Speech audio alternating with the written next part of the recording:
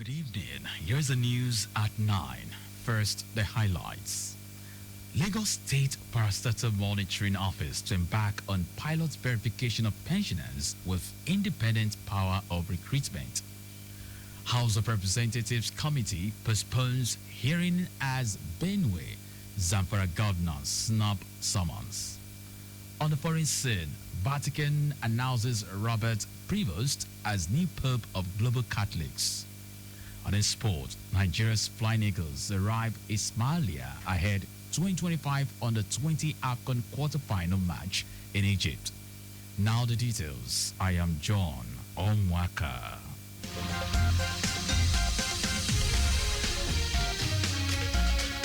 The Lagos State Parastatal Monitoring Office, PMO, is set to embark on a pilot verification of pensioners and parastatals, agencies and government-owned companies imbued with independent power of recruitment within the civil service structure. The initiative is a proactive measure to ensure transparency, accuracy, and efficiency in pension administration in the area of data upgrade and transparency in the payment processes. Permanent Secretary, Lagos State Parastatal Monitoring Office, Adetutu Oshosoya, made this known at the ongoing ministerial press briefing to mark the second year of the second term of Governor Babajide Sanwo-Olu's administration held at Alausa. Oshosoya stated that in the year under review, the PMO conducted 36 working tour and on-the-spot assessment of parastatals, agencies and government-owned companies to ascertain their challenges and provide solutions towards fostering better service delivery to residents in line with the Themes Plus agenda. They are of utmost importance to the socio-economic development of the state in particular and the country in general. Parastatal organizations perform key roles in delivering civic services to the general public in line with the laws that establish them and government policy directives. As of today, we have a total of 102 parastatal agencies being across the length and breadth of the states that are being monitored and evaluated by the PMO. According to Oshosoya, to drive better service delivery and ensure compliance with government's financial guidelines, the PMO carried out periodic evaluation of parastatals and government-owned companies through routine inspection of their books of operation of account and other relevant books. Our correspondent, Adiola Kindele, reports that in the year under review, PMO organized its maiden retreat for 100 chief executive officers, heads of parastatals and agencies and government-owned companies, as well as a one-day sensitization program on pension contribution management for 39 government entities. The Lagos State government has issued an extended vacation notice to remove valuables to all residents and owners of structures on the Kota Bridge on the Kota River setback as the state commenced the poking of fences on the setback. The additional notice, which was sequel to passionate pleas from some of the residents, followed the expiration of all served mandatory contravention notices served on the properties to restore drainage right-of-way along the Kota River. Commissioner Food Environment and Water Resources, Tokumbo Wahab, was speaking with journalists after an inspection tour to the affected areas cutting across Oral, West End and parts of Megamald estates in Lekki, said the removal of all contravening structures would commence in order to find a lasting solution to flooding issues in the axis. He said government has received several complaints, and whilst it was engaging the property owners to find a win-win solution with reduced economic impact on homeowners, some developers have gone ahead to further sandfill and push back the Kota River. Wahab said the government had decided to give some more time to homeowners to relocate their families and their valuables, hence the shift in the date for commencement of the restoration process. The Lagos Environmental Sanitation Corps, also known as KAI, has kicked off its annual Scale A parade, a 4-day fitness assessment aimed at checking the physical and mental readiness of its operatives across the state. Speaking from the command headquarters in Oshodi, the Corps Marshal Olani Iko said the exercise helps ensure that officers are fit for duty and improves overall service delivery. The initiative, launched last year, allows the agency to track the health status of personnel and provide medical support for those deemed unfit. Cole stressed the importance of keeping operatives in top shape to meet the demands of environmental enforcement. He urged residents to use approved PSP waste operators and avoid patronizing illegal cart pushers who dump trash in canals and cause flooding. President Bola Tinubu has been honored with a chieftaincy title in Anambra State. Traditional rulers in the state bestowed on him the title Dike Simba, meaning hero from another land, during his official visit to the state capital, Oka. The title was conferred by the Anambra State Traditional Rulers Council, led by its chairman, Igwe Chidumbem Iweka of Obosi, and represents the collective endorsement of royal fathers from communities across the state. President Tinubu arrived Chinwe Achembe International Airport in Umweri, where he was received by Governor Chukuma Soludo and other top government officials. During the visit, Tinubu inaugurated Anambra's first ever government house, a major milestone coming more than 3 decades after the state was created. He also inaugurated other key projects completed by Governor Soludo's administration. This marks President Tinubu's second visit to the southeast this year, following a trip to Enugu State in January. And now to the rest of the stories.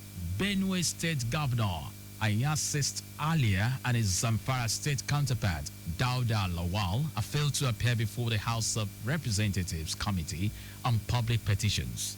The committee had summoned both governors along with their state assembly leaders over a petition filed in March by civil society group Guardians of Rule of Law and Democracy. According to the group's legal counsel, Ihensiken Samuel, lawmakers in both states were illegally suspended, a move the group claims was orchestrated by the governors. The petition alleges that the suspension have crippled legislative activities in both assemblies. The group is calling on the National Assembly to invoke Section 11, subsection 4 of the 1999 Constitution, allowing it to take over legislative duties in the affected states. Kwara State Governor Abdurrahman Abdulaziz Razik has flagged off another round of agricultural support for farmers across the state. The new phase includes the distribution of machinery and farming inputs to beneficiaries in all 16 local government areas as this year's farming season begins. Abdulrazak described the initiative as a clear demonstration of his administration's commitment to food security, poverty reduction, and sustainable economic growth. Speaking on his behalf at the event held at Government House in Ilorin, Senior Advisor and Councillor Sa'adu Salau said the state considers agriculture not just a sector, but a key driver of inclusive development. Some lawmakers of northern extraction have protested what they call the absence of compressed natural gas conversion centers in the country's northeast and northwest geopolitical zones. The lawmakers made their stance known during the consideration of a motion titled Call to Establish More Compressed Natural Gas Conversion Centers Across Nigeria, moved by the member representing Dala Federal Constituency, Kano State, Aliyu Mandaki.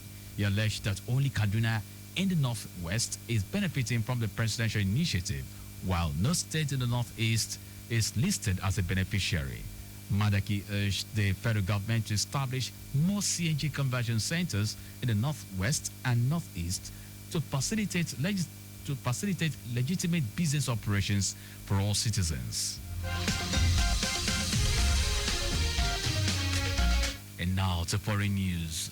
Robert Prevost has been elected the first American pontiff to be elected leader of the Catholic Church. Prevost, who took the name Leo the 14th, was a surprise choice for the Catholic Church. The 69 years old American was greeted with huge cheers from thousands gathered in St. Peter's Square, where he made his first speech at the Vatican balcony. Chicago-born Prevost is seen as a reformer and worked for many years as a missionary in Peru before being made an archbishop there.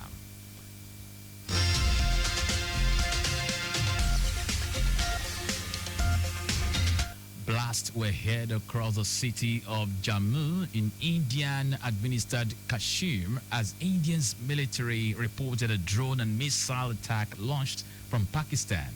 The strikes came amid rising tensions between the two nuclear-armed neighbors, now in the second day of cross-border clashes.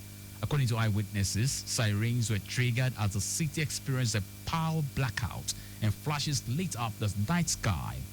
A senior security official said Indian Army installations in 5 districts were targeted.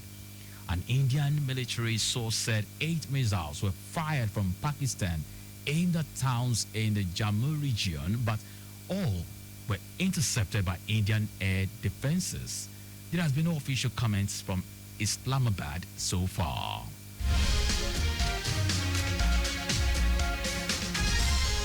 Now sports. Nigeria's Flying Eagles have landed in Ismaila ahead of their quarter-final match at the 2025 Under-20 Africa Cup of Nations in Egypt. The team's arrival was announced by the Nigeria Football Federation (NFF). The coach Aliu Zubairu led side finished second in Group B after recording a win and 2 draws. After opening the campaign with a 1-0 win against Tunisia, the Flying Eagles drew 0-0 and 2-2 with Morocco and Kenya. The Junior Atlas Lions of Morocco topped the group after amassing 7 points. Meanwhile, the semi-finalists at this year's Under-20 AFCON will qualify for the World Cup in Chile. And that's our news at 9. But just before we go, maintain adequate distance from the vehicle ahead of you to avoid collision. You can follow us and like all our various social media platforms. X at Traffic Radio 961. Facebook, Lagos Traffic Radio 96.1 FM. Instagram, Lagos Traffic Radio 961. Subscribe and watch our news and programs live on YouTube at Traffic Radio 961. You can also visit our website www.trafficradio961.ng. Did you know that under the Sanwo-Olu administration, 18,000 teachers were trained under EcoExcel? You can get more details on the Lagos State Government website. To end the news, here are the highlights of the major stories. The Lagos State Parastatal Monitoring Office, PMO, is set to embark on a pilot verification of pensioners and parastatals, agencies and government-owned companies imbued with independent power of recruitment within a civil service structure. Benue State Governor Ayist Aliya and his Zamfara State counterpart Dauda Lawal failed to appear before the House of Representatives Committee on Public Petitions. We also told you that Robert Prevost has been elected as first American pontiff to be elected leader of the Catholic Church.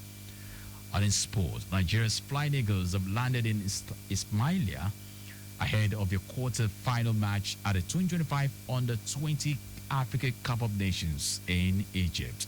For contact with the newsroom, send a message to info@trafficradio961.ng. That ends the news broadcast compiled by Derayo Ido Olaya. I am John Omoaka. Thank you very much for listening.